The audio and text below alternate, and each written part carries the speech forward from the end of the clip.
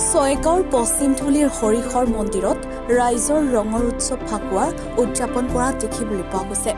ৰাজ্যৰ আন প্ৰান্তৰ দৰে ছয়গাঁৱৰ পশ্চিমথুলিৰ হৰিহৰ মন্দিৰ প্ৰাংগণত ভগৱান শ্ৰীকৃষ্ণৰ দৌল উৎসৱৰ মাজেৰে ৰঙৰ উৎসৱ ফাকুৱাৰ ৰঙেৰে ৰঙীন হৈ পৰে সমগ্ৰ গাঁওবাসী, শিশুৰ পৰা বৃদ্ধলৈ আৰু পুৰুষ মহিলা উভয়ে ৰঙৰ উৎসৱ ফাকুৱাৰ আনন্দত আত্মহাৰা হোৱা দেখিবলৈ পোৱা গৈছে।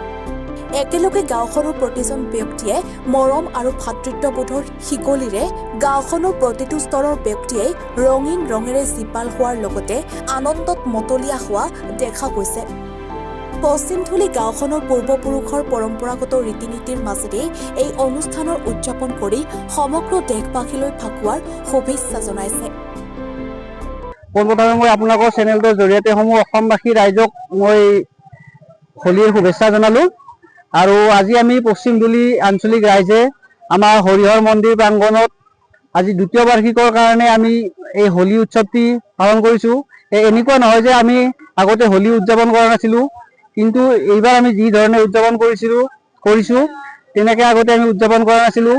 এইবাৰ আমাৰ গাঁৱৰ প্ৰত্যেকজন পুৰুষ মহিলা আহি আমাৰ হৰিহৰ মন্দিৰত একত্ৰিত হৈছে আৰু আজি আমি অতিকৈ আনন্দিত, কাৰণ আমাৰ ইয়াতে আজি গোটেই পুৰুষ মহিলা সকলো ল'ৰা ছোৱালী গোটেইখিনি আহি আমাৰ ইয়াতে আজি হোলী উৎসৱৰ লগত যিখিনি আমাৰ মানে বিষয়বস্তু থাকে ইয়াতে আমাৰ উদযাপন কৰা হৈছে পৰম্পৰা অনুযায়ী।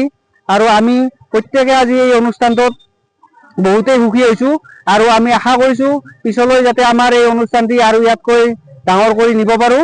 আৰু সদৌ আপোনালোকৰ চেনেলটোক ধন্যবাদ জনাই মই সমূহ অসম ৰাইজৰ সহযোগিতা কামনা কৰিছোঁ।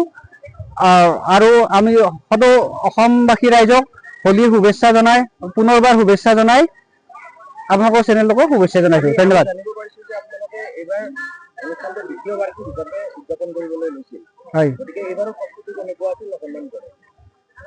এইবাৰৰ প্ৰস্তুতি বুলি আমাৰ এনেকুৱা আছিল যে যোৱাবাৰ আমি উদযাপন কৰিছিলোঁ যদিও আমি খুব কম সংখ্যক মানুহৰ দ্বাৰা আমি ইয়াতে উদযাপন কৰিছিলোঁ, কিন্তু এইবাৰ আমি আমাৰ পশ্চিমথুলি আঞ্চলিক ৰাইজৰ লগতে আমাৰ ওচৰ চুবুৰীয়া যিখিনি আমাৰ ৰাইজ আছে তেখেতসকলকো আমি নিমন্ত্ৰণি জনাইছোঁ।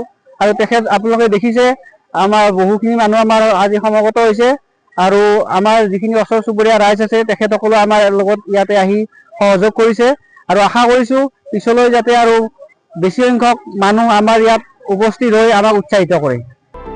ছয়গাঁৱৰ পৰা ধ্ৰুৱজ্যোতি দাসৰ ৰিপৰ্ট, এনি ভাৰত 24।